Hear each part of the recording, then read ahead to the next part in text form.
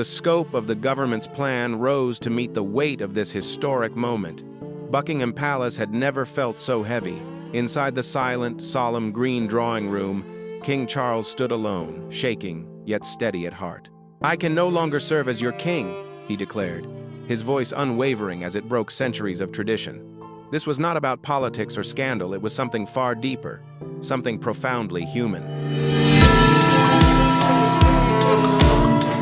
William and Catherine were left speechless, overwhelmed by emotion as the news reached them. The crown seemed to hover in the silence, heavier than any words that could be spoken. The monarchy had stepped into a new chapter, and the truth would send tremors through its very foundation. The struggle with a hidden illness had reshaped everything. Behind the glitter of grand ceremonies and carefully prepared statements, another reality was unfolding quietly, behind closed doors. If this story caught your attention, type a 1-inch in the comments. If it didn't, drop a 0. Don't forget to like, share this video, and tell us what you think in the comment section below. Be sure to subscribe to our channel so you never miss another fascinating royal family update. Now, let's get into the story.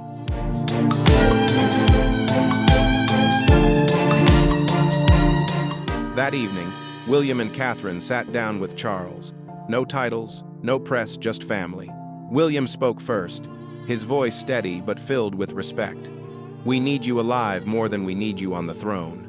Catherine, her eyes tired yet unwavering, added softly, "This is not defeat, it is wisdom." For the first time in weeks, Charles offered no protest. He simply nodded gently. This was not a surrender, it was a choice rooted in profound meaning.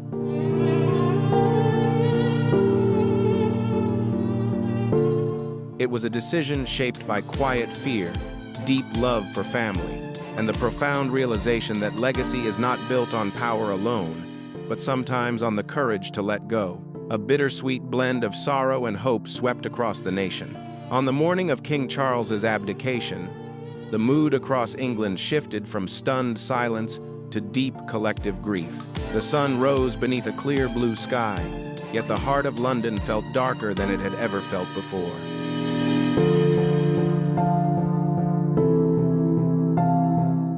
Outside Buckingham Palace, small crowds gathered on their own tourists, loyal supporters, and skeptics alike, drawn together by a moment that stood beyond all tradition. Many held newspapers bearing the shocking headline, "I can no longer be your king." Tears traced down faces across every generation, from the elderly to the very young. Some laid flowers at the gates, while others stood in silence, struggling to take in the staggering reality. Across social media, emotions erupted and spread with breathtaking speed. Within hours, 2 hashtags dominated global conversation: Save the King and William and Catherine. One carried the weight of loss, the other carried the promise of an unwritten future.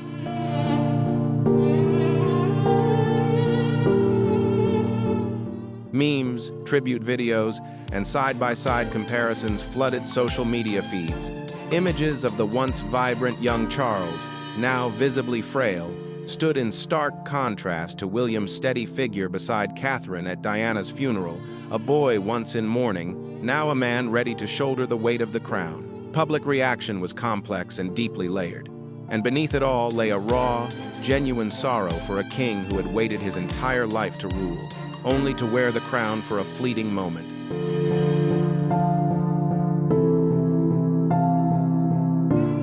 Yet something else was quietly emerging, a gentle sense of optimism rippling through the nation. It felt as though the monarchy was beginning to find a new heartbeat through the younger generation in whom the public had placed its trust. Polls captured the country's complex emotions with striking clarity. 78% expressed sorrow over King Charles's health, while 84% voiced strong support for William and Catherine stepping into their new roles. It was no longer just sympathy. It was a confidence built steadily over time.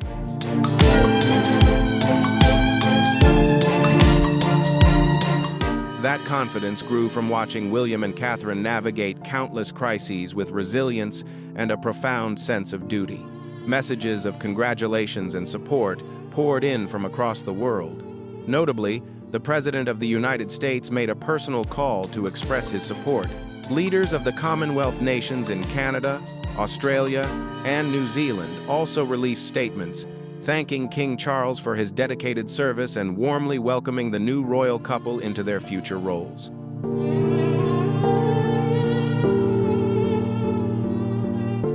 Even Europe's royal families, often quiet rivals within discreet diplomatic circles, could not hide their respect, calling it a courageous and deeply meaningful choice.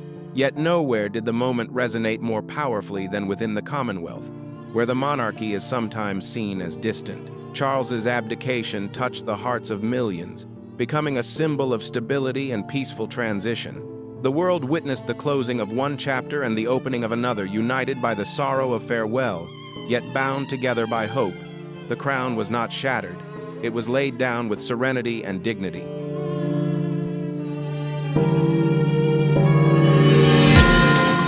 In this new reality, the lives of the young princes and princess changed just as profoundly. The abdication was not merely a shift in titles, it transformed their entire childhood. A new rhythm quietly settled into the private corridors of Kensington Palace at Windsor. Royal tutors, protocol advisors, and specialized trainers were urgently summoned to ensure that William and Catherine's children were fully prepared for what lay ahead. This was no longer a gradual introduction to royal life. The princes and princess were now immersed in strict schooling, demanding training, and tighter security than ever before. George, at just 12 years old, carried the heaviest responsibility he had ever known. He was no longer simply the obvious heir, he had become a living symbol of the crown's future.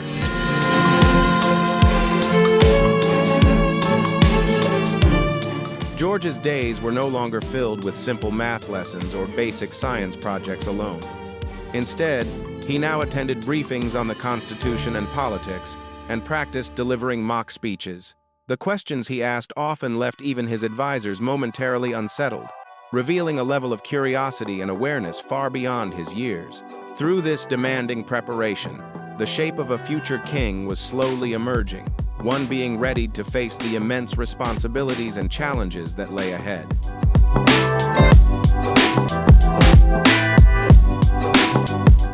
What should I say when someone greets me on the street? Am I even allowed to say no? Louis's tutors often describe him as focused and polite, yet inside he carries worries far beyond his 7 years. Charlotte, only 10, has quietly become a source of emotional strength. When Louis breaks down in tears during lessons, it is Charlotte who gently places a hand on his shoulder, offering silent comfort.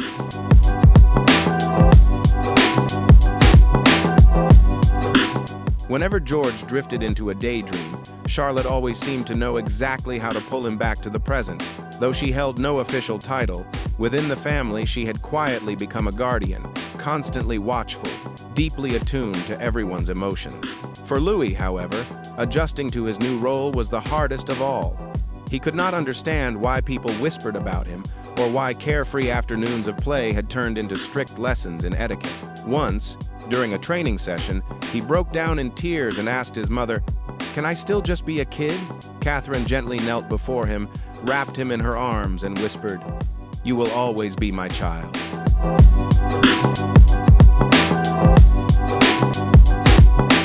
Catherine's days moved in a relentless whirlwind as she slowly transformed from an ordinary mother into a resilient future queen, balancing public appearances with private training sessions behind closed doors. Yet with or without a crown, she never lost her maternal instincts. She always made time to read bedtime stories to her children and held their hands each morning in the kitchen before the day began. Her strength did not come from her title, but from the steadiness of her heart. Through these trials, the family grew even closer. What once seemed like a crisis that might tear them apart instead became the unbreakable bond that held them together.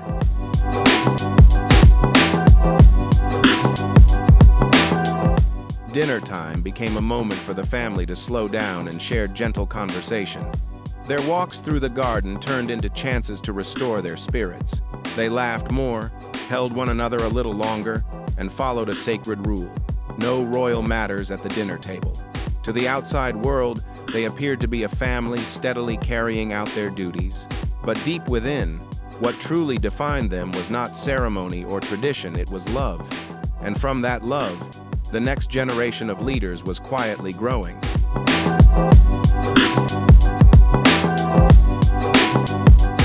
Charles's final farewell became the most meaningful gift he would ever give his family. On a somber afternoon at Sandringham, the peaceful sanctuary of the royal lineage, where they had gathered by the fireplace, walked through winter gardens, and treasured quiet traditions, this gathering felt unlike any other. There were no speeches, no cameras, only the closest loved ones. Invited by King Charles to a simple ceremony that everyone understood, marked a final moment not of duty, but of profound family love.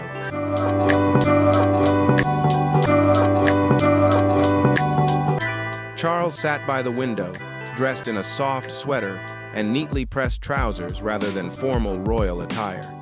The fire behind him crackled warmly. The heaviness of Buckingham Palace seemed to have disappeared. In the quiet calm of Sandringham, he was simply a father and a grandfather, and for the first time in his life, that felt like enough. Louis was the first to rush into the room, bursting with energy and innocence. Charles smiled, pulled him into an embrace, and they spent precious minutes playing together, building puzzles, shuffling cards, laughing, needing nothing more than that moment.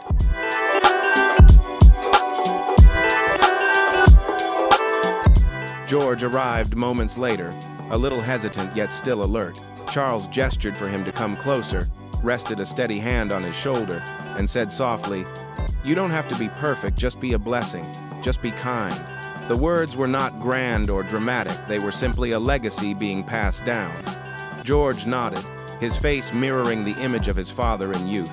Quiet, burdened, yet resolute. Charlotte entered quietly and with quiet grace. She said nothing, only wrapped her arms around him. Charles held her tighter than she expected and whispered, "Thank you for taking care of your little brothers."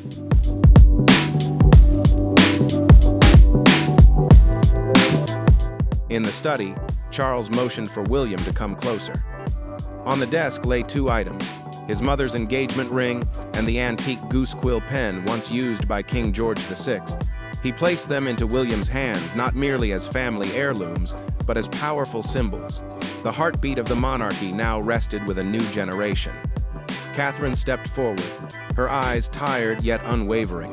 She took Charles's hand and said, "We will make you proud." Charles smiled with quiet sincerity. "At last, I can finally be a grandfather, and that is enough." There was no parade, no waving crowds, only family, a warm fire, and the gentle closing of an era. The crown had been passed on, his duty fulfilled. Now, it was time for peace.